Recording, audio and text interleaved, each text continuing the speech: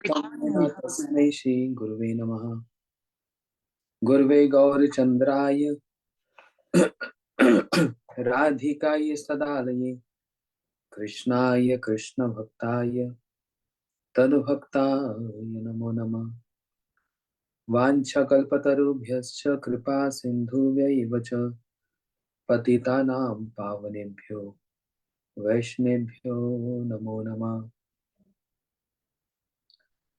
अजानुलम्बितो भुजो कनकवदातो संकीर्तनैकपित्रो कमलायताक्षो विशंबरो द्विजबरो युगधर्मपालो वंदे जगत्प्रियकरो करुणावतारो राधा चिंतनिवेशिनं यस्य कान्ति विलोकिता श्रीकृष्ण चरणं वंदे राधालिंगितं विग्रहम्। श्रीकृष्ण चैतन्य प्रभु नित्यानंद श्री अद्वैत गदाधर शिवासादि गौर भक्तवृंद। हरे कृष्णा कृष्ण कृष्णा हरे हरे, हरे राम राम राम हरे हरे। हरे कृष्णा। सभी भक्तों को बहुत दिनों के बाद आप लोगों से आप लोगों का दर्शन हो रहा है और आप लोगों से मिलना हो रहा है। पिछले 8 दिनों से बहुत बहुत सारे कार्यक्रम हुए। एक दिन में 2 या 3 प्रोग्राम होते थे, तो बिल्कुल भी समय नहीं था हरि कथा करने का ऑनलाइन पर। लेकिन इच्छा तो बहुत थी। चैतन्य चितामृत में इतना आस्वादन हो रहा था, सबको इतना अच्छा लग रहा था, मुझे भी बहुत अच्छा लग रहा था। लेकिन इतने सारे कार्यक्रम हुए कि कब दिन हो रहा है कब रात हो रही है अभी पता नहीं। लेकिन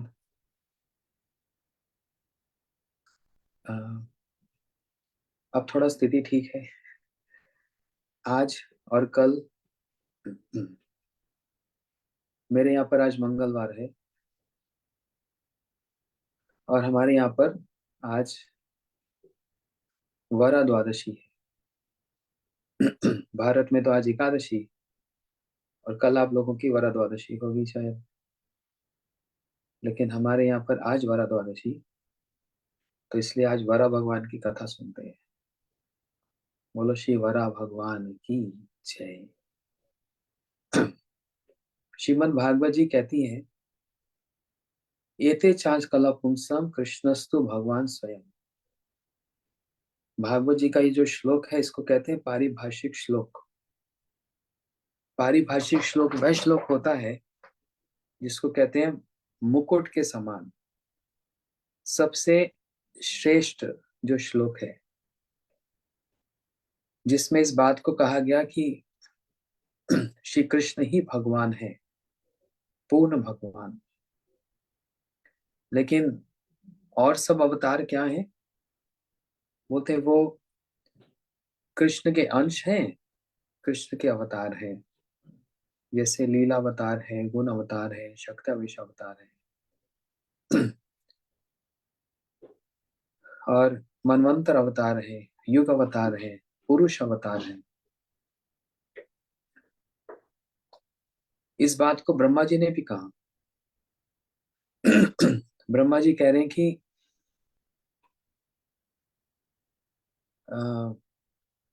रामादि मूर्तेषु कला नमेन अतिष्ठन् नाना अवतार क्रोध भुवनेषु किंतु कृष्ण स्वयं सम्मत परमा पुमान योग गोविंदमादि पुरुषम तमम भजामि। बोलते राम आदि मूर्तेषु। राम आदि का मतलब राम जी और जितने भी और अवतार हुए वे सब श्री कृष्ण के ही अवतार हैं। लेकिन अवतारी कौन है? बोलते स्वयं भगवान श्री कृष्ण अवतारी है। उन्हीं अवतारों की श्रृंखला में फिर वरा भगवान भी एक अवतार हुए, जिनका आज आविर्भाव तिथि। इनकी बड़ी महिमा है। बिना वरा भगवान की कृपा से आज हम लोग इस पृथ्वी पर नहीं रह सकते थे।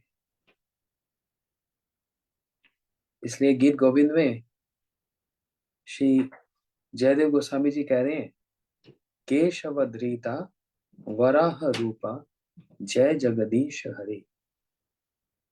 केशवधृता, केशव श्री कृष्ण ही वरा रूप में अवतार होकर उन्होंने इस पृथ्वी को उभारा। बड़ी सुंदर कथा है, सुनेंगे सब लोग? इस एक कथा में बहुत सारी कथा जुड़ी है, और हम लोग भागवत की कथा में, जब श्रीमद् भागवत जी अभी होगी मार्च में, जो लोग भारतवासी इंडिया के लोग भागवत कथा सुनना आना चाहते हैं, सारी व्यवस्था मैं कर दूंगा। आप लोग आ जाना, जो भी आना चाहता है, अमेरिका से, यूरोप से, हॉलैंड से, इंडिया से, दिल्ली से, फरीदाबाद से, एक दिन के लिए हो, 2 दिन के लिए हो, सारी व्यवस्था मैं कर दूंगा। मैं चाहता हूँ आप लोग भागवत कथा में आइए। हमारी 10 मार्च से 9 मार्च की शिवरात्रि अंबाला में और उसके बाद फिर भागवत कथा होगी 10 तारीख से। आपको और कुछ नहीं करना पड़ेगा, सिर्फ आना पड़ेगा, बाकी सारी व्यवस्था मैं कर दूंगा। ठीक है। तमाल प्रभु और उनके बच्चे सब लोग आ जाना। तमाल प्रभु तो ऐसे दिखा रहे हैं ठाकुर जी जैसे आपके पास ही है, हमारे पास नहीं है। मैं भी दिखाऊंगा अभी आपको, हमारे भी है। अच्छा, वैकुंठ में भगवान श्री नारायण लक्ष्मी जी के साथ विराजमान है। और भगवान भी कुछ इच्छा रखते हैं, कामना करते हैं, मगर अंतर ये है, हम लोग भी इच्छा रखते हैं, कुछ कामना करते हैं। हमारे अंदर ये इच्छा कहाँ से आती है? क्योंकि भगवान के अंदर इच्छा है, इसलिए हमारे अंदर भी इच्छाएं हैं। मगर अंतर ये है, हमारी इच्छा इस संसार में बांधने का काम करती है, और भगवान कुछ इच्छा करते हैं तो वो संसार के बंधन से छूटने का काम करती है। यदि भगवान इच्छा ना करें तो कोई लीला ही ना हो पाए, और यदि कोई लीला नहीं होगी तो हम क्या कहेंगे और क्या सुनेंगे और क्या स्मरण करेंगे? इसलिए हम लोगों के कारण भक्त ठाकुर जी, कल गा रहा था मैं गोपीनाथ भजन, उसमें भक्त ठाकुर जी कह रहे हैं, जीवेरे कारणे आसिया प्रपंच लीला कैले सो विस्तार। जीवों के कारण ही भगवान, हम जीवों के कारण ही भगवान यहाँ पर आकर अपनी लीला का विस्तार करते हैं। कैसे? लीलाओं को करके। तो लीला जब करनी पड़ेगी तो कुछ इच्छा तो करनी पड़ेगी ना, बिना इच्छा के तो नहीं हो सकती। इसलिए वैकुंठ नाथ श्री नारायण लक्ष्मी जी के साथ विराजमान, और बड़े हाथ ऊपर करके अंगड़ाइयां ले रहे हैं, ऐसे ऐसे आवाजें कर रहे हैं।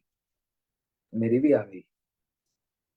तो लक्ष्मी जी बोल रही है, प्रभु आज क्या बात है, बहुत हाथ ऐसे ऐसे कर रहे हैं। भगवान कह रहे हैं, लक्ष्मी जी क्या कहें, बहुत दिनों से किसी से युद्ध नहीं किया, किसी से लड़ने की इच्छा हो रही है। ये भगवान की इच्छा है। अच्छा, ऐसे भी बहुत से लोग मिलते हैं जो कहते हैं बहुत दिनों से ना शांति से बैठे हैं, कुछ अशांति सी हो तो अच्छा है, किसी के साथ 2-4 गालियां तो दें, किसी के साथ 2-4 लड़ाई करें, कुछ बात कहें। क्योंकि जब तक लड़ाई ना करो तो आनंद नहीं आ रहा। हाँ, घर में किसी के साथ लड़ाई कराओ, बाहर किसी के साथ लड़ाई कराओ तो एकदम कौतुक हो जाता है, एक उसमें एक बड़ा सुंदर माहौल हो जाता है। ऐसे भी बहुत सारे लोग हैं, और बहुत सारे लोग कैसे हैं, शांति प्रिय, शांति बनी रहे तो अच्छा है। भाई झगड़ा झगड़ा करने से क्या होगा? लड़ाई करने से तो बात बढ़ती चली जाएगी, इसलिए शांति बनाए रखो। हम्म, क्या बोलते हैं, गो विद द फ्लो।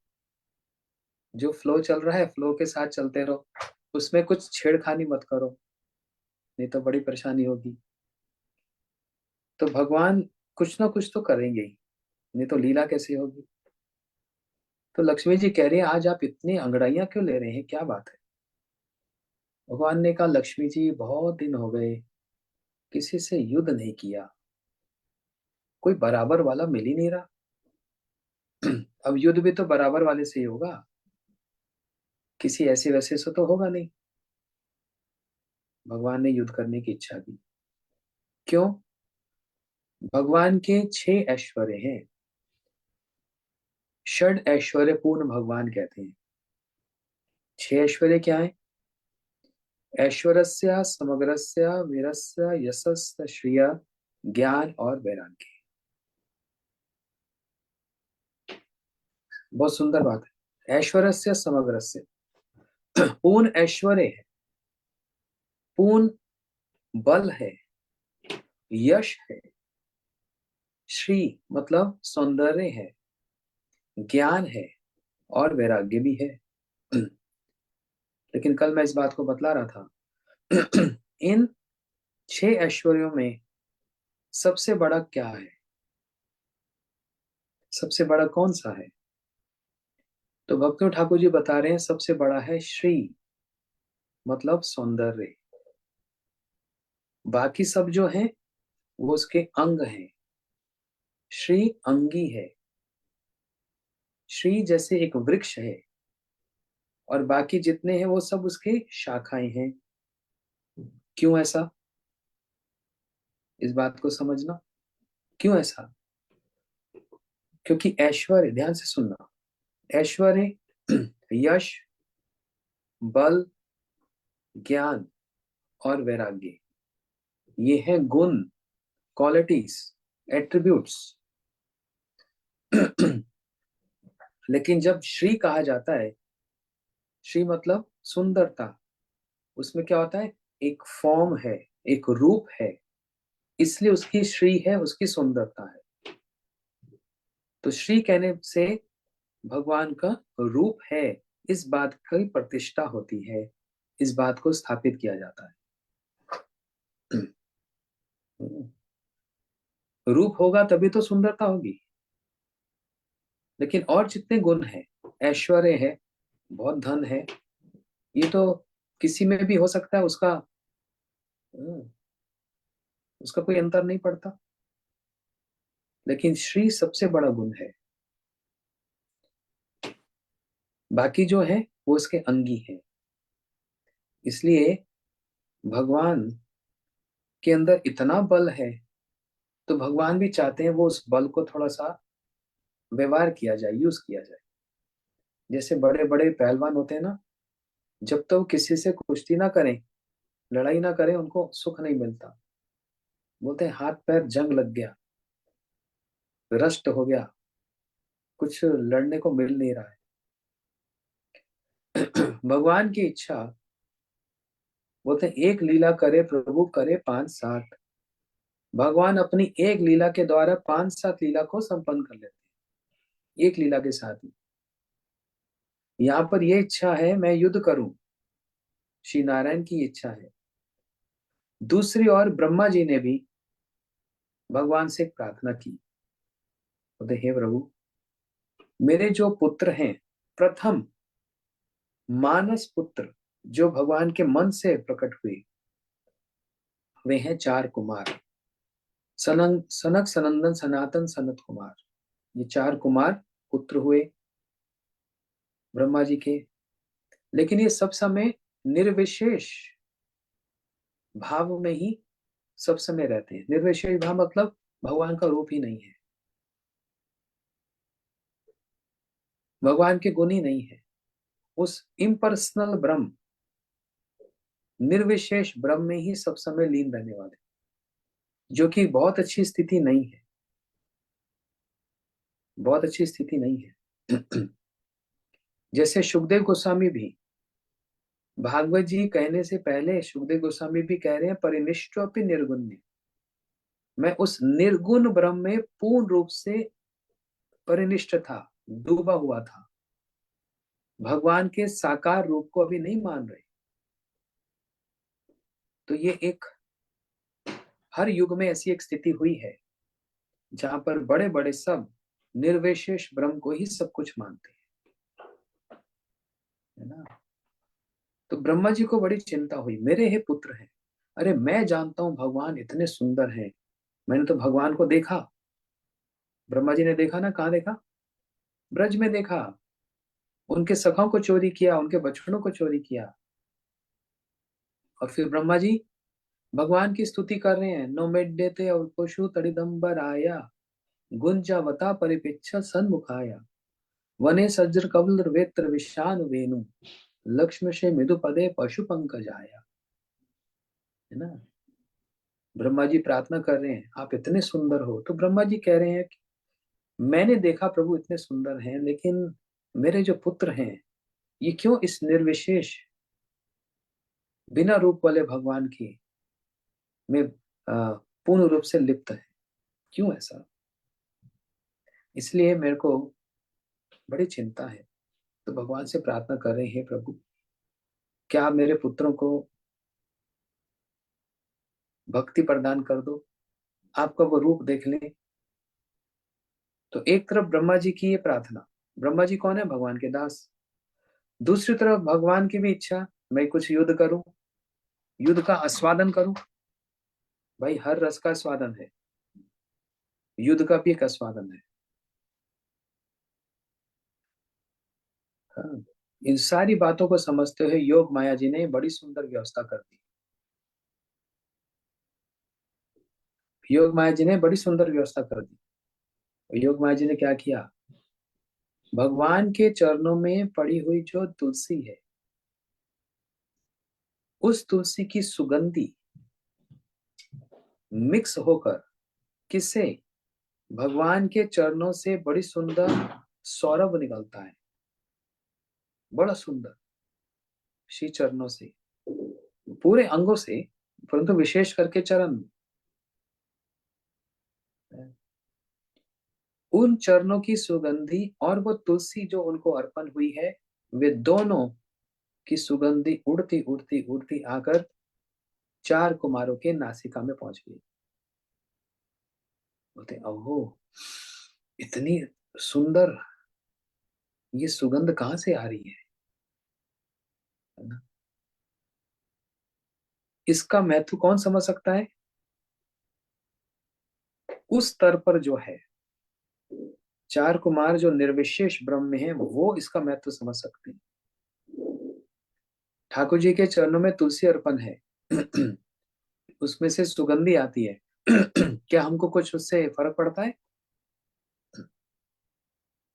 लेकिन अभी कोई परफ्यूम की बोतल खोल दो या एक बड़ी सुंदर इंसेंस अगरबत्ती जला दो, तो उसकी सुगंधी, ओहो, कितनी चंदन की जैसी सुगंधी आ रही है, हम उससे आकर्षित होते हैं। लेकिन जो चार कुमार जिन स्थिति में हैं, वहां पर वो तुलसी की जो मकरंद है और जो भगवान के चरणों की जो मकरंद है, वो उनको आकर्षित कर रही है, क्योंकि बहुत बड़ा लेवल है, बड़ा ऊंचा लेवल है। इसलिए उसकी ग्रेविटी, उसका गुरुत्व वो अच्छे से समझ रहे हैं। इसलिए वो सुगंधी जब आई, चार कुमार उसको फॉलो करते करते, पीछे चलते चलते वैकुंठ के द्वार तक पहुंच गए। वैकुंठ में सात दरवाजे हैं। सात दरवाजे पार करके तो वैकुंठ नाथ नारायण का दर्शन होता है। ये ब्रज थोड़ी ना है जहां बस ब्रज की सीमा में पहुंच जाओ और सामने कन्हैया खेलते हुए दिखते हैं। यहाँ कोई द्वार नहीं, यहाँ कोई द्वारपाल नहीं। हाँ, एक द्वारपाल है, वो है गोपेश्वर महादेव जी। लेकिन कोई ऐसा गेट नहीं है और ना कोई अस्त्र शस्त्र लेकर वहां खड़ा है। ये ब्रज की लीला है। यहाँ पर एक ही द्वार है बस। जानते कौन सा द्वार? ब्रज में उस द्वार से निकलना पड़ता है गोलोक में पहुंचने के लिए। वो द्वार है प्रेम का। जिसको प्रेम नहीं हुआ वो कैसे उस द्वार से पार होगा? वहीं पर ही अटक जाएगा। हम्म, ब्रज में जाने का ये रीति है। और वैकुंठ में जाने की रीति, 7 द्वार पार करके तो अंदर भगवान नारायण का दर्शन होगा। 4 कुमार 6 द्वार तो पार कर लिए। जब 7वें द्वार तक पहुंचे तो वहां पर भगवान के सेवक जय विजय खड़े। और 4 कुमारों ने क्या पहन रखा है? दिगंबर वेश। कुछ नहीं पहन रखा, पूरे नंगे। क्योंकि उनकी आयु कितनी है? 5 वर्ष की आयु। 5 वर्ष की आयु को कहा जाता है कौमार। कौमार आचेत प्राज्ञो। प्रहलाद जी ने कहा ना, 5 वर्ष की आयु को कहा जाता है कौमार अवस्था, मतलब 5 वर्ष की आयु। कौमार का मतलब क्या होता है? काम को मार। जहां पर काम नहीं होता, काम की इच्छा ही नहीं होती, सरल चित, सरल सीधा चित होता है। ना, इसलिए 4 कुमार बिना वस्त्र धारण करे, वस्त्रहीन है। और ये जा रहे हैं कहां पर? वैकुंठ में। द्वार पर जय विजय मिले और जय विजय के हाथ में गदा थी। जैसे 4 कुमार भीतर प्रवेश करने लगे, जय विजय ने मार्ग रोक लिया। रुक जाओ, आप लोग भीतर नहीं जा सकते। बोलते क्यों? हम क्यों नहीं जा सकते? ये वैकुंठ है, यहाँ पर जाने की ये पद्धति नहीं है। तब 4 कुमारों को बड़ा क्रोध आया। बोलते ऐसा वैषम्य भाव वैकुंठ में? वैषम्य भाव मतलब होता है पार्शियलिटी। हम देख रहे हैं कुछ सेवक तो अंदर जा रहे हैं, कोई जल लेके जा रहा है, कोई पुष्प लेके जा रहा है, कोई तुलसी लेके जा रहा है, उनको तो जाने दिया जा रहा है। और हमको नहीं जाने जाने दिया जा रहा। क्यों?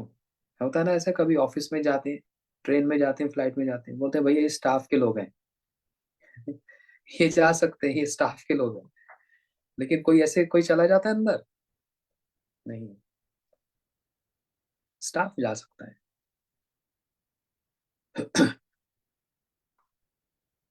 तो जय विजय ने कहा ये पद्धति नहीं है वैकुंठ में जाने की। 4 कुमार क्रोध में आ गए। अब ध्यान से समझना। क्रोध में आकर इन्होंने जय विजय को शाप दे दिया। भगवान के सेवकों को, द्वारपालों को शाप दे दिया।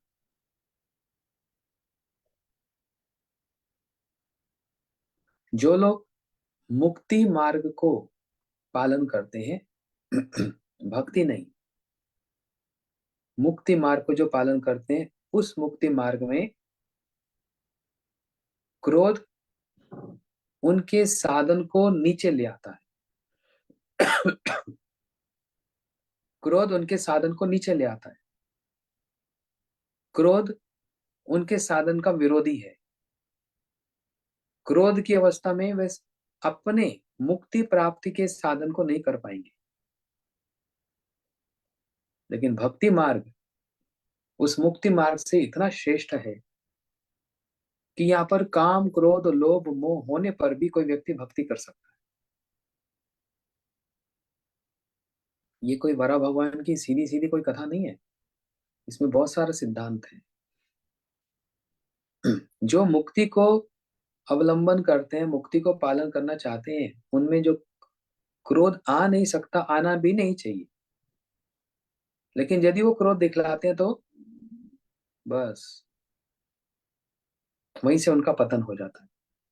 लेकिन भक्ति मार्ग इतना सरल सीधा मार्ग है जहां पर काम क्रोध होने पर भी कोई भक्ति कर सकता है। कोई एविडेंस है? हाँ है। रास लीला का अंतिम श्लोक सुखदेव गोस्वामी जी क्या कह रहे हैं? विक्रीडितम व्रजम इदम च विष्णु श्रद्धानु तो अनुशून्य अथा वर्णिर्वा भक्ति परम भवति प्रतिलभ्य कामा। क्या कह रहे हैं? भक्ति परम भक्ति प्रतिलभ्य कामा हिते रोग अश्नोति अचरेन धीरा। इस श्लोक का अर्थ क्या है, ध्यान से समझना। जो भी व्यक्ति राधा कृष्ण की मधुर मधुर सुंदर लीलाओं को सुनते हैं, उनके हृदय से काम चला जाता है। इसका मतलब काम होने पर भी इन लीलाओं को सुना जा सकता है। इसका मतलब काम क्रोध होने पर भी कोई भक्ति कर सकता है। हाँ, यही अंतर है। भक्ति महारानी बड़ी सुलभ है, यही एक अंतर है।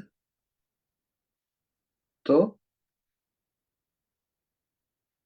जय विजय को शाप लगा और भीतर बैठे भगवान नारायण वो भी विचलित हो गए। अरे मेरे सेवकों को शाप लग गया। उनको कैसे पता लग गया सेवकों को शाप लग गया? भगवान तो अंदर लक्ष्मी जी के साथ विराजमान है, सेवा चल रही है। द्वार पर क्या हो रहा है किसी को क्या पता? गेट पे चौकीदार खड़ा है, उसका किसी से झगड़ा हो जाए, आपको क्या पता? आप तो अंदर सो रहे हैं। यही अंतर है इस भौतिक जगत में और आध्यात्मिक जगत में, वैकुंठ में। जबकि सभी सेवक श्री वैकुंठ नाथ की सेवा कर रहे हैं, परंतु उनका उनके साथ कनेक्शन जुड़ा रहता है। भगवान को सब पता है कहां पर क्या हो रहा है, कौन सा सेवक क्या सेवा कर रहा है और क्या भावना रख रहा है। सबका लिंक जुड़ा हुआ है, सबका कनेक्शन जुड़ा हुआ है भगवान के साथ, सबका। इसलिए भगवान को पता लग गया कि मेरे सेवकों को शाप लगा। और शाप क्या दिया चार कुमारों ने? शाप ये दिया, वैकुंठ में जहां पर कोई कुंठा नहीं है, कुंठा मतलब जहां पर कोई ईर्ष्या भाव नहीं है, तो वैकुंठ में भी आपके अंदर ये वैषम्य भाव है, पार्शियलिटी। किसी को जाने दे रहे हो, हमको नहीं जाने दे रहे हो, हम तुमको शाप देते हैं, तुम यहाँ नहीं रह सकते, तुम पृथ्वी पे जाओ जहां पर रजोगुण और तमोगुण प्रधान है, पृथ्वी पे चले जाओ। सेवकों को शाप लगा, भगवान को पता लग गया, और वैकुंठ नाथ श्री नारायण दौड़े दौड़े द्वार तक चले आए। आप सोचोगे क्या फर्क पड़ता है? चौकीदारी तो है, गार्ड ही तो है गेट पर, एक गार्ड ही तो है, उससे क्या फर्क पड़ता है? हम लोगों को फर्क नहीं पड़ता, लेकिन जहां पर ममता है, जहां पर प्रीति है, जहां पर प्रेम है, वहां पर बहुत फर्क पड़ता है। वैकुंठ के द्वार पर जो सेवक हैं जय विजय कोई साधारण नहीं, भगवान के साथ उनकी अथाह ममता है, अथाह प्रीति है और भक्ति है। और इससे ये पता लगता है भगवान कितना ध्यान रखते हैं, कितना ध्यान रखता है। सोचो, प्राइम मिनिस्टर बैठे अपने अपने रूम में, वो भी बेडरूम में, और बाहर गेट, कितने गेट होते हैं सिक्योरिटी के लिए? कितने गेट होंगे? और जो सबसे बाहरी गेट है वहां पर गार्ड किसी को रोक रहा है और वहां पर झगड़ा लग गया, तो प्राइम मिनिस्टर क्या दौड़ा दौड़ा चलाएगा एक गार्ड के लिए? नहीं सर, वो नहीं आएगा। लेकिन इधर वैकुंठ नाथ श्री नारायण वो सबकी भावना को समझते हैं, सबके प्रेम को, सबकी प्रीति को समझते हैं, इसलिए वे दौड़े दौड़े चले आए। अपना स्टेटस भी मेंटेन नहीं किया। ये कोई ब्रज थोड़ा है, कृष्ण कहीं भी दौड़ रहे हैं, कभी उस पेड़ पे छलांग लगा रहे हैं, कभी जमुना जी में छलांग लगा रहे हैं। ये ब्रज नहीं है जहाँ स्वच्छंद विहार है, ये वैकुंठ है जहां पर श्री नारायण ऐसे नहीं चलते। पहले तो अनाउंसमेंट होती है, वैकुंठ नाथ नारायण अब चलेंगे। तो नारायण जी फिर उठते हैं और बड़े सोबर तरीके से, बड़े जेंटल तरीके से उठते हैं। फिर आगे सेवक खड़े हो जाते हैं। पुष्प, जहां जहां श्री नारायण चलेंगे, फूलों से उनका मार्ग बिछा देते हैं। सिर पर छत्र धारण करते हैं। सेवक चामर लेते हैं, पंखा करते हैं और उनकी जय जयकार करते हुए कुछ उनके आगे, कुछ उनके पीछे, बस इस तरह से चलते हैं। लेकिन आज जब सेवकों को शाप लगा, तो नारायण को इस भगवान नारायण को ये सब नहीं चाहिए। क्या चाहिए? मेरे सेवकों की चिंता। इसलिए दौड़े दौड़े गए, पादुका भी धारण नहीं की। ब्रज में कृष्ण पादुका धारण करते नहीं और वैकुंठ में नारायण पादुका छोड़ते नहीं। समझ रहे? ब्रज में श्री कृष्ण पादुका धारण करते नहीं। क्यों धारण नहीं करते? मैंने अनेक बार इस कथा को सुना है। जनरल तरीके से, रूप से तो ये सुना, यशोदा मैया ने पादुका दी, तो कृष्ण क्या कह रहे हैं, मैया ये गैया तो पादुका धारण नहीं करती, तो मैं पादुका धारण क्यों करूं? ये गैया हमारी इष्ट हैं, तो इष्ट की सेवा पादुका धारण करके तो नहीं होती, इसलिए मैं पादुका धारण नहीं करूंगा। अच्छा, मुझको यदि पादुका देनी है तो पहले सारे गैयों को पादुका पहना, तो मैया बलिहारी जाए। ओहो, लाला कितना सुंदर बात को कह रहे हैं, लेकिन वास्तव में लाला के मन में तो कुछ और चल रहा है। कृष्ण विचार कर रहे हैं, मेरी ब्रज गोपियां अपने हृदय को बिछाई हुई हैं, अपने नेत्रों को बिछाई हुई है उस मार्ग से जिस मार्ग से मैं आऊंगा। अपने हृदय को वहां पर बिछा रखा है। मैं कैसे पादुका धारण करके उनके हृदय पे चलूं और उस मार्ग पर जहां पर वो अपने नेत्रों को बिछाई हुई है। ऐसा भी होता है, नेत्र को बिछाना और हृदय को बिछाना। अरे आंख तो यहाँ पर है, हृदय तो यहाँ पर है, तो अपना हृदय कैसे बिछा दिया, अपनी आंखें कैसे बिछा दी? भावना है, ये भावना है। हे गुरु जी, हे भगवान, आपके लिए हमने अपने हृदय को बिछा दिया है, आप अपने हमारे हृदय पे चलो।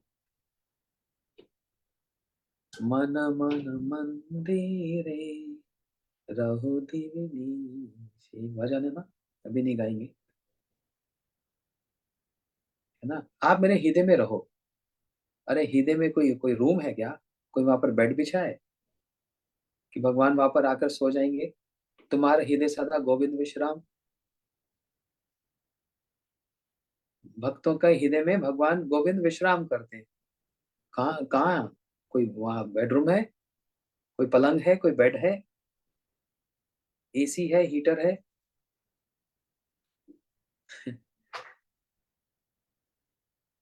भावना। आपको हम आपको हम अपने अपने हृदय में रखेंगे, ये भावना। इसलिए कृष्ण वह पादुका धारण करते नहीं और वैकुंठ में नारायण पादुका छोड़ते नहीं। एक स्टेप, एक चरण आगे बढ़ते हैं तो पादुका हीरे मोती ज्वारात से धरी हुई है भगवान के आसन के आगे। उनको धारण करते हैं और बड़े बड़े ढंग से वैकुंठ में चलते हैं। लेकिन आज जब सेवकों को शाप लगा, जय विजय को शाप लगा, भगवान रह नहीं पाए और दौड़े दौड़े गए बिना पादुका धारण करे। कोई सेवक चामर लेके दौड़ा, कोई पंखा लेके दौड़ा, कोई छत्र लेके दौड़ा, कोई पुष्प लेके दौड़ा, कोई जल लेके दौड़ा। आज भगवान को किसी की चिंता नहीं, भगवान को चिंता मेरे सेवकों की। उनको शाप लगा। इससे क्या पता लगा भगवान का कितना स्नेह है। ऐसे नहीं बस भीतर बैठकर सेवा को ले रहे हैं। जय विजय की ममता है, सेवकों के प्रति प्रेम है भगवान का। अच्छा, बिना पादुका धारण क्यों आए? अरे पादुका पहन के भी तो दौड़ सकते थे, क्या फर्क पड़ जाता है? बाहर तक तो आना था। पादुका धारण करके आ जाते। भगवान के मन में विचार, द्वार पर 4 कुमार आए हैं, मेरे चरणों का दर्शन करने के लिए आए हैं, तो अपने चरणों से ही दौड़कर जाकर उनको अपने चरण दिखाऊंगा, वहां पर पादुका नहीं दिखलाऊंगा। भगवान को कैसे पता 4 कुमार आए हैं? वहां कोई सीसीटीवी कैमरा लग रहे हैं? वहां पर कैमरा लग रहे हैं, सीसीटीवी कैमरा होता है ना, बाहर लगे कैमरा, गार्ड क्या कर रहा है, अंदर मालिक देख रहा है। भगवान का सीसीटीवी कैमरा यहाँ पर है, कनेक्शन, और उनको सब दिख रहा है बाहर क्या हो रहा है। तो ये मेरे चरण दर्शन करने आए हैं, इनको अपने चरणों से ही दौड़कर जाकर चरण दर्शन कराऊंगा, पादुका धारण नहीं करूंगा। इससे पता लगता है भगवान के षड ऐश्वर्य में एक क्या है, वैराग्य। भगवान सब कुछ धारण करते हैं लेकिन समय आने पर फिर ऐसा वैराग्य भी दिखाते हैं, मुझको इन चीजों की आवश्यकता नहीं है, मैं इनके अधीन नहीं हूं, इन सुविधाओं के, इन फैसिलिटीज के मैं अधीन नहीं हूं। कब अधीन नहीं हूं? जब मेरे भक्त की बात आ जाती है, तब मैं अधीन नहीं, क्योंकि अहम भक्त पराधीना हय स्वतंत्र द्विजा, मैं अपने भक्त के अधीन हूं, मैं सुख सुविधा के अधीन नहीं हूं, मैं फैसिलिटीज के अधीन नहीं हूं, डिपेंडेंट नहीं हूं, मैं अपने भक्त के अधीन हूं। और जब नारायण दौड़े तो लक्ष्मी जी को बोला तुम भी दौड़ो, बोले आज तो क्या बात है, वैकुंठ में ही दौड़ लग रही है, लक्ष्मी जी भी दौड़ रही है, तो लक्ष्मी जी को साथ क्यों लिया? ये बतलाने के लिए, 4 कुमारों को दिखलाने के लिए कि मैं निशक्तिक नहीं हूं, मैं अपनी शक्ति के साथ रहता हूं। ऐसा नहीं सोचना मेरे शक्ति नहीं है या मेरा रूप नहीं है। इसलिए लक्ष्मी जी को साथ लेकर गए, और जब पहुंचे वहां पर द्वार पर, जय विजय तो बड़े लज्जित हुए, भगवान को प्रणाम किया, और 4 कुमारों ने लक्ष्मी सहित श्री वैकुंठ नाथ नारायण का दर्शन प्राप्त किया, भगवान के चरणों को देखा, और जैसे भगवान के चरण देखे, बस हृदय में भक्ति उमड़ आई। चरण दर्शन करने से ही हृदय में भक्ति उमड़ आई, और जब भक्ति हृदय में आती है, 4 कुमार के हृदय में जैसे भक्ति आई तो पश्चाताप हुआ, हाँ ये हमने क्या किया, वैकुंठ में आकर भगवान के सेवकों को शाप दे दिया, भाई मैंने क्या किया, ये तो बहुत बड़ा अपराध हुआ। अच्छा, पहले ही इस बात की चिंता नहीं थी? नहीं, पहले क्रोध था, अब चिंता हुई, क्यों? अब हृदय में भक्ति आ गई। और सिद्धांत सुनो, 4 कुमार कौन है? भगवान के अवतार हैं, शक्तवेश अवतार। नारद जी कौन है? शक्तवेश अवतार। व्यास जी कौन है? शक्तवेश अवतार। लेकिन सबकी कैटेगरी सेम नहीं है, एक नहीं है। 4 कुमार का जो शाप हुआ जय विजय को, दूसरी ओर नारद जी ने भी शाप दिया नल कुबेर मणिग्रीव को, है कि नहीं? कार्तिक महीने में सुना ना, नंगे नहा रहे थे, स्त्रियों के साथ नंगे नहा रहे थे, और नारद जी सामने आ गए तो ऐसी नंगी अवस्था में नारद जी के सामने प्रकट हो गए, लज्जा भी नहीं आई। नारद जी ने शाप दे दिया, मेरे सामने नंगे खड़े हो, जाओ तुम वृक्ष बन जाओ, क्योंकि वृक्ष नंगे खड़े रहते। वृक्ष बन जाओ, ये नारद जी का शाप। और नारद जी का शाप लगने से जो, देखो कैसी ये कॉन्ट्रास्ट है यहाँ पर, इन दोनों को कंपेयर करो। नल कुबेर मणिग्रीव, ये उस समय पाप कर रहे थे, स्त्रियों के साथ नंगे नग्न अवस्था में स्नान कर रहे थे नारद जी ने शाप दिया और उस शाप से इनकी गति क्या हुई, फाइनल डेस्टिनेशन क्या हुआ, गोलोक में पहुंच गए। स्निग्धकंठ और मधुकंठ, चार कुमारों ने जय विजय को शाप दिया। जय विजय तो भगवान की सेवा कर रहे थे, ऊंची स्थिति में थे, और शाप लगने से कहां से, उस वैकुंठ से पृथ्वी पर पहुंच गए। कौन शाप दे रहा है और किस कारण से दे रहा है, कितना महत्व है इसका। लेकिन दोनों ही स्थितियों में ये लीला है। इसलिए अभी तो समय ज्यादा नहीं है, बहुत कुछ बातें हैं इसमें, तो जल्दी जल्दी आगे बढ़ते हैं। जय विजय रोने लगे। सनक सनंदन सनातन सनत कुमार, चार कुमार तो बड़े प्रसन्न हुए, उनका भाव ही बदल गया। जिस मुक्ति को सब समय रटते थे, मुक्ति मुक्ति मुक्ति, अब हृदय में भक्ति आ गई, तो वो जो मुक्ति पालन करते हैं अब उनको निंदा कर रहे हैं। यदपाद पंकज विलास विलास भक्तया कर्मश ग्रथितम उद्ग्रथित संतः तद्वन रिक्त मतयो यतो अपि रुद्धा शोधगनम तरनम भज वासुदेवम। श्लोक याद कर लेना, थर्ड कैंटो भागवतम, तीसरा स्कंद। यदपाद पंकज विलास विलास भक्तया, अभी समय नहीं है इसको बताता, लेकिन चार कुमार कह रहे हैं वो जो मुक्ति का वो पालन करने वाले हैं वो रिक्त मति हैं, मतलब बुद्धिहीन। और दूसरे शब्दों में कहा जाए तो मूर्ख हैं। कौन, जो मुक्ति पद को धारण करना चाहते हैं। भक्ति सबसे श्रेष्ठ है, पहले क्यों नहीं बोला, पहले तो स्वयं पालन कर रहे थे, लेकिन अब जो पता लगा, अब बिल्कुल परिवर्तन हो गया, चेंज हो गया। समझ आ रही है बात, कठिन हो रहा है, जटिल हो रहा है ना। अच्छा, जय विजय अब घबरा गए। श्री नारायण ने कहा चिंता मत करो। बोलते प्रभु इस बात की चिंता नहीं कि हमको शाप लग गया, बस इस बात की चिंता है आपका विस्मरण ना हो जाए, हम आपको भूले ना।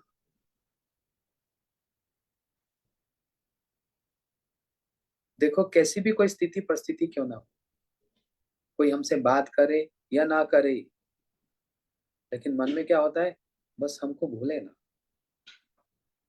मैं आपको भूलू नहीं बस। इसलिए वृंदावन में देखो लिखा होता है दीवारों पर, हे नाथ मैं आपको भूलू ना। संपद विपद किसी भी स्थिति में क्यों ना हो, इंग्लिश में बोलते हैं गुड टाइम्स बैड टाइम्स, अच्छी स्थिति हो या ना हो, बस भूले ना, ये ज्यादा इंपॉर्टेंट है। मैं आपको भूलू ना, ये प्रेम कम ना हो जाए, और मैं आपका विस्मरण ना हो। वैकुंठपति श्री नारायण कहने लगे जय विजय तुम मुझको कभी भूलोगे नहीं, और न मैं तुमको कभी भूलूंगा, तुम्हारा स्मरण बनता ही रहेगा। तुमको शाप लग गया, ये शाप मैंने धारण किया है, तो भगवान चाहते तो शाप को समाप्त नहीं कर सकते थे। बोलते नहीं, ब्राह्मण के शाप को भगवान भी कभी खंडित नहीं करते। भगवान ने तो स्वयं ही स्वीकार किया, ब्राह्मण का शाप स्वयं स्वीकार किया। महाप्रभु जी को ब्राह्मणों ने शाप दिया ना, जाओ तुम्हारा सर्व नाश हो जाए। और भी ऐसे उदाहरण है, जहां जहां ब्राह्मणों ने शाप दिया भगवान ने कभी उस शाप को खंडित नहीं किया। इसलिए जय विजय पृथ्वी पर आ गए, रजोगुण और तमोगुण वाली योनि में। अब देखो इसमें और भी बहुत सी बातें हैं, इतना कुछ अभी मन में आ रहा है कहने को, लेकिन अभी समय इतना नहीं है, क्योंकि वरा भगवान को प्रकट करना है 15 मिनट में।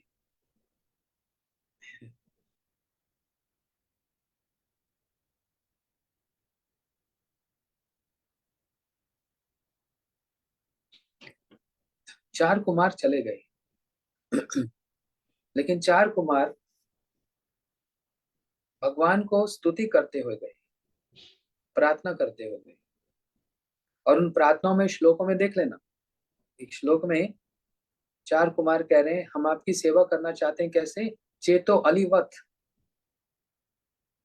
अली का मतलब होता है, भजन सुनते हैं ना, अली मोहे लागे वृंदावन को, लागे वृंदावन को, सखीरी मोहे लागे वृंदावन को। अली का मतलब क्या होता है? सखी।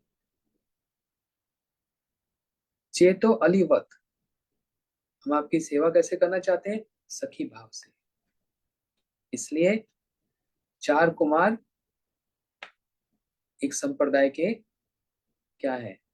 एक संप्रदाय के प्रवर्तक हैं, इनसे संप्रदाय निकला है। कौन सा संप्रदाय? निम्बादित्य संप्रदाय, निम्बाकाचार्य। जिन संप्रदाय में भाव क्या है? राधा जी की हम सखी बन जाए। आप वृंदावन में जाते हो, आप देखो तिलक ऐसा होता है उनका, और राधे राधे करते हैं, सखी भाव, सखी बनने की इच्छा करते हैं, राधा जी सखी बन जाए। इस संप्रदाय के जो प्रवर्तक हैं, फाउंडर कौन है? 4 कुमार। क्योंकि इन्होंने भगवान के सामने ये प्रार्थना की, चेतो अलीवत, हम आपकी एक सखी की भांति ये हमको ये सेवा करनी है। इसमें बहुत सी डिटेल्स है। तो जय विजय रजोगुण और तमोगुण वाली योनि में आ गए। कहाँ आ गए? पृथ्वी पर। क्योंकि वैकुंठ में तो रजोगुण और तमोगुण हो नहीं सकता, पृथ्वी पर ही रजोगुण और तमोगुण हो सकता है। और भगवान को युद्ध सुख का आस्वादन कराना है। क्योंकि जब भगवान अंगड़ाइयां ले रहे थे, हमको किसी से युद्ध करना है, तो द्वार पर खड़े जय विजय ने कहा, प्रभु बात तो प्रतिकूल है, अनुकूलेन कृष्णशीलनम नहीं है, प्रतिकूल है, लेकिन युद्ध तो हम आपको इस सुख का आस्वादन करेंगे, लेकिन प्रतिकूल बना दो। अनफेवरेबल, फेवरेबल अनुकूल स्थिति में तो किसी को मरना है भगवान से युद्ध करके। इसलिए भगवान ने और योग माया जी ने सारा अरेंजमेंट कर दिया, सिचुएशंस को अनफेवरेबल, प्रतिकूल कर दिया। और वही जय विजय फिर हिरण्याक्ष और हिरण्यकशिपु बनकर आए, फिर वही रावण और कुंभकर्ण बनकर आए, वही फिर शिशुपाल और दंतवक्र बनकर आए। 3।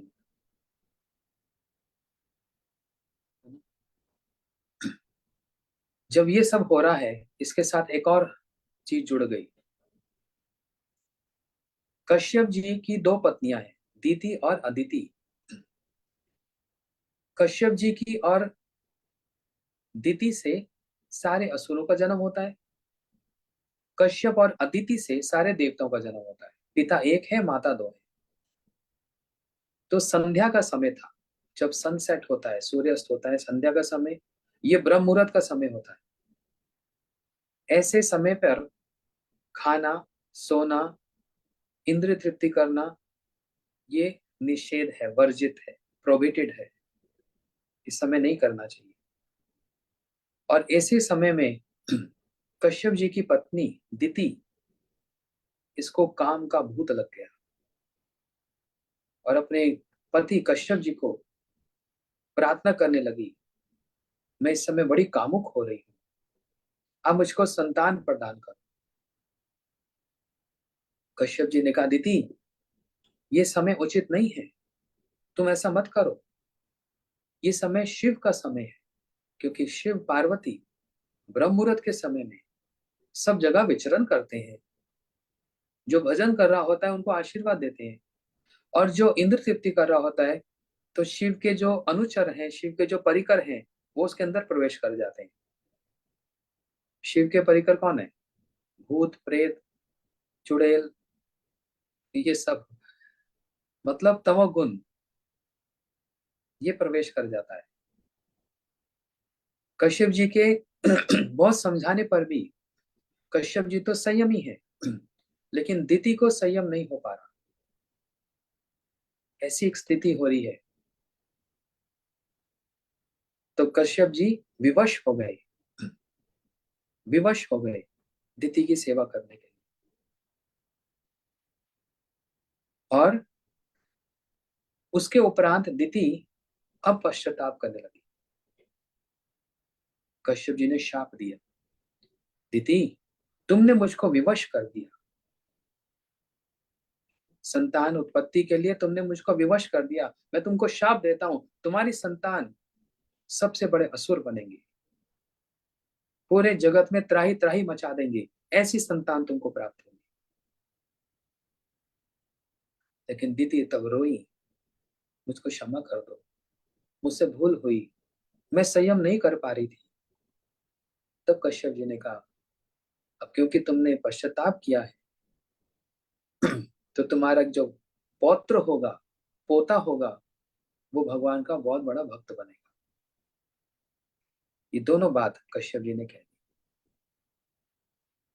दिति ने गर्भ धारण किया और 100 वर्ष तक उस गर्भ को धारण किया।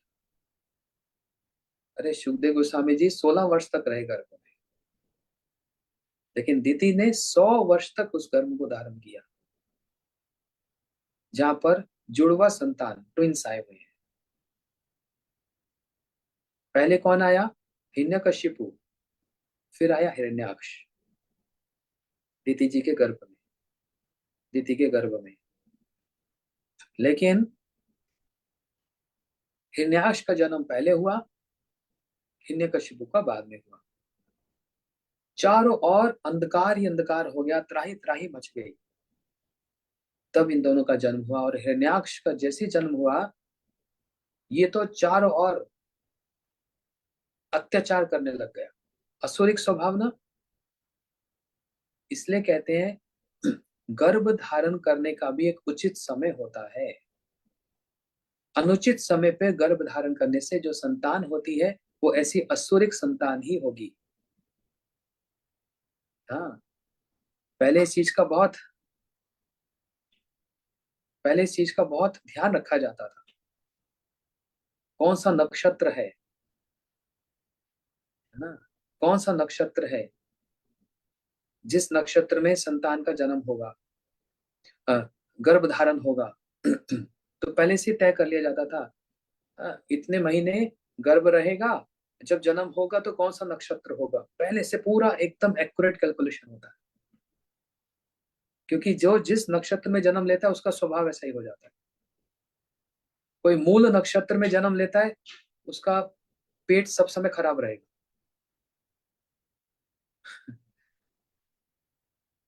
उसकी तबीयत खराब रहेगी। ऐसे मेरे को नहीं पता, लेकिन जो एस्ट्रोलॉजर के पास बैठो वो सब बता देते हैं।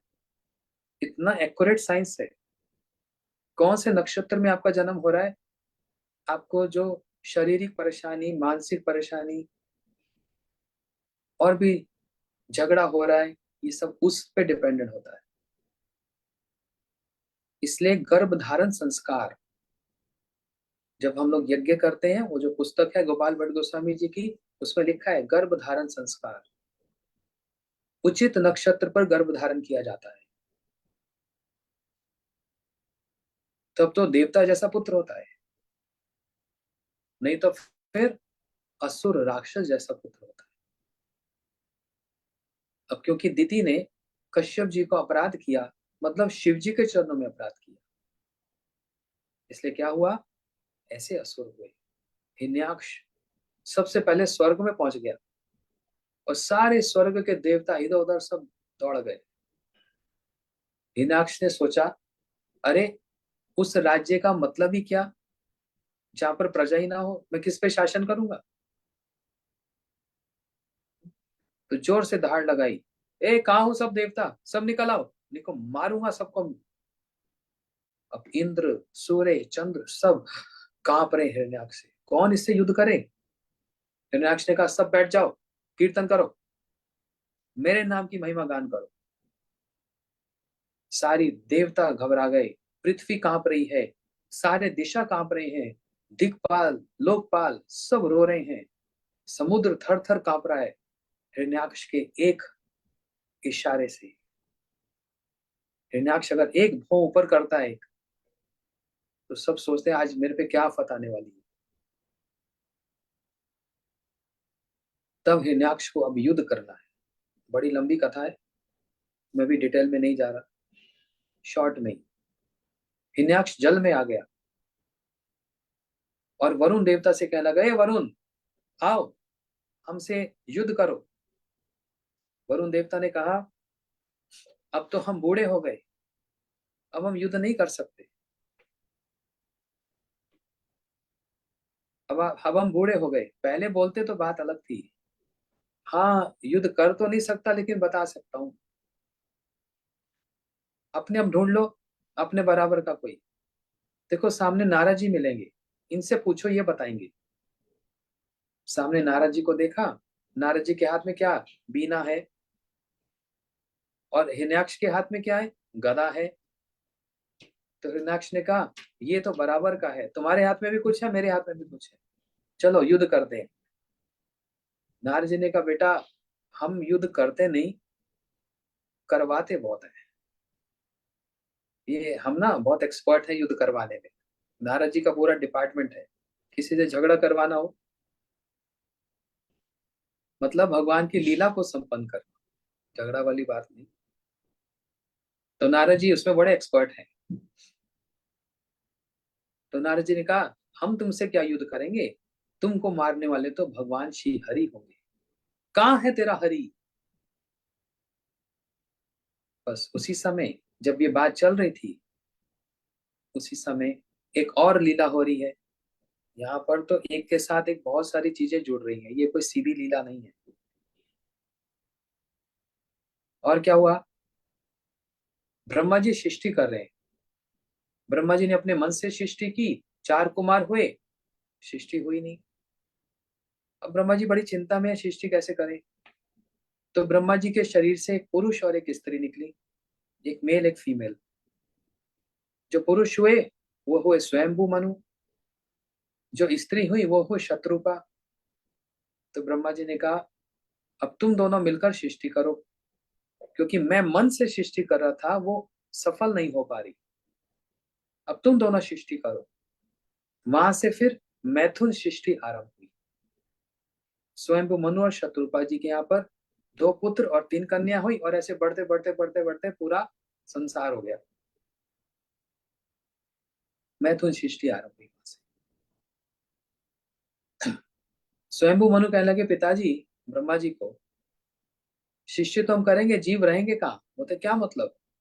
बोलते पृथ्वी तो इस समय जल में चली गई है, एक आधार एक फाउंडेशन तो चाहिए, जीव कहाँ प्राणी कहाँ रहेंगे। अब ब्रह्मा जी विचार करें क्या करूं, भगवान से प्रार्थना की हे प्रभु पृथ्वी को जल से निकालो। तो समय ब्रह्मा जी के नाक से एक वरा रूप निकला, नासिका से। वरा समझते हैं, साधारण भाषा में कहते हैं सुअर, हॉग। लेकिन ये कोई साधारण सुअर नहीं, इतने तेजवान कमल जैसे नेत्र हैं, ऐसा सुंदर रूप है। श्री हरि भगवान की नासिका से छोटा सा एक निकला, और जैसे बाहर निकले वे लंबे होते चले गए, जैसे कोई इलास्टिक होता है, ऐसे बड़े होते गए होते गए होते गए, आकाश को छूने लगे। और बड़े बड़े दांत, ऐसे शिवरा भगवान ब्रह्मा जी के अपने सेवक ब्रह्मा जी की भावना को समझकर थम करके सूंघते सूंघते सूंघते कि पृथ्वी कहाँ है।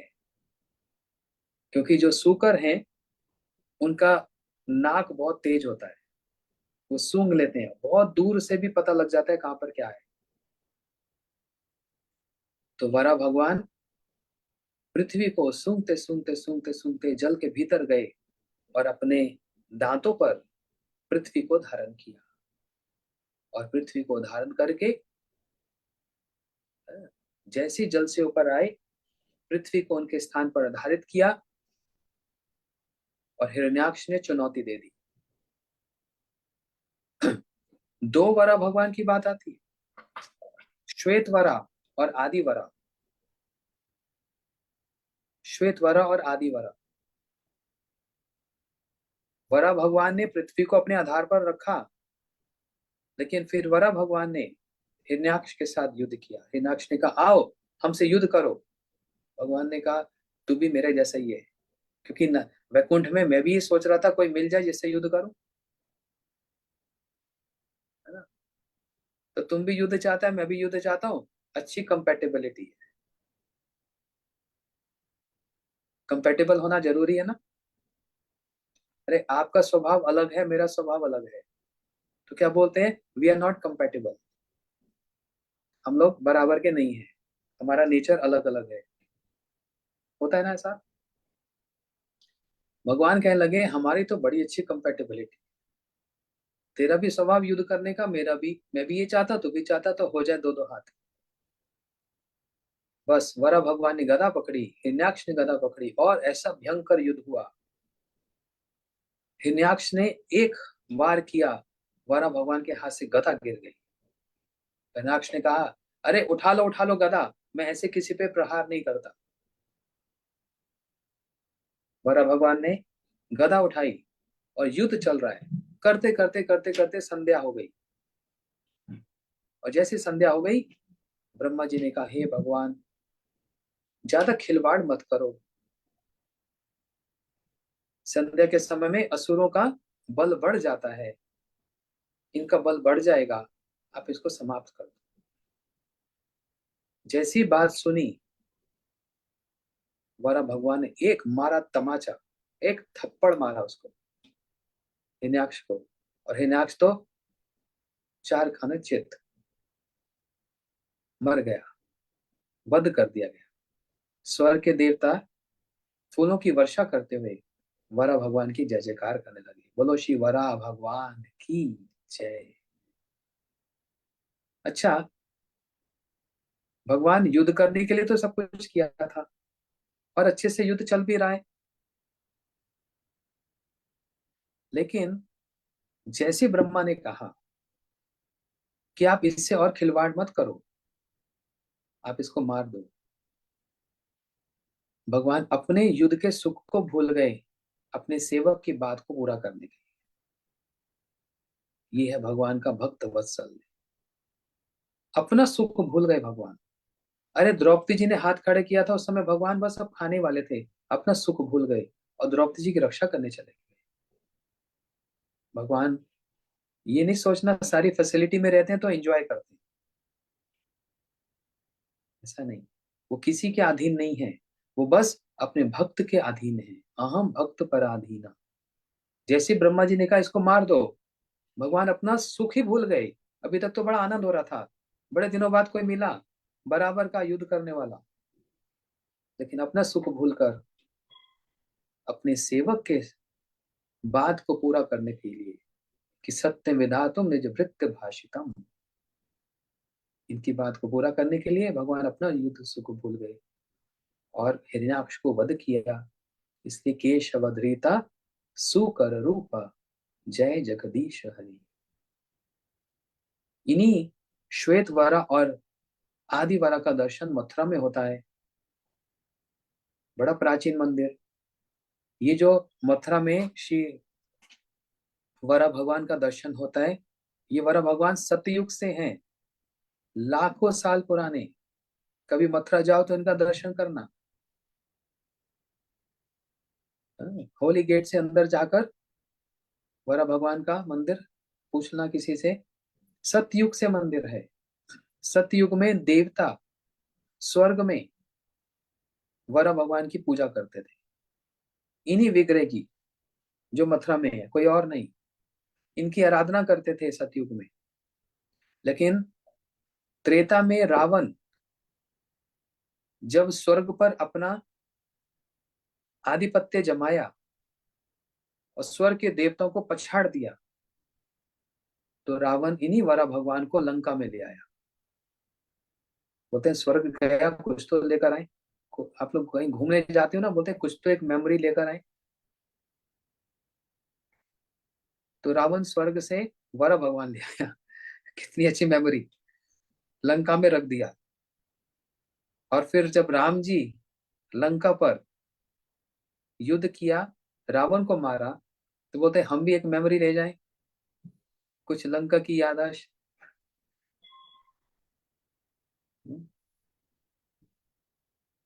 तो क्या ले गए, श्री राम जी भी वराह भगवान को ले आए और अयोध्या जी में स्थापित कर दिया वराह भगवान को। अब उसी समय एक मथुरा में एक बहुत बड़ा एक असुर था, उसका नाम था लवनासुर। है लवनासुर। लवनासुर मतलब आज भी मथुरा का पानी पूरा नमकीन है। आज भी हम लोग भी जब मथुरा में रहते थे नमक वाले पानी से स्नान करते थे रोज। इसलिए देखो ये सब सफेद हो गया। इतने साल नमक वाला पानी पिया, स्नान किया, ये सब किया। तो आज भी वो पानी ऐसा किसके कारण? लवनासुर। लवन मतलब नमक। त्राही त्राही मचा दी थी लवनासुर ने। और ये बात पहुंच गई अयोध्या में श्री राम जी के पास। प्रभु, आप तो असुरों को दलन करते हैं, इस लवनासुर को भी मार दो। राम जी ने सोचा, मैंने रावण को मारा, मेरी ख्याति तो सब जगह हुई, लक्ष्मण की ख्याति बहुत हुई, भरत को भी ख्याति बहुत हुई, लेकिन जो शत्रुघ्न है ना, इसको लोग अभी नहीं जान पाए। मैं चाहता हूँ शत्रुघ्न भी इनकी भी हो, तो कुछ करेंगे तभी तो फेमस होंगे।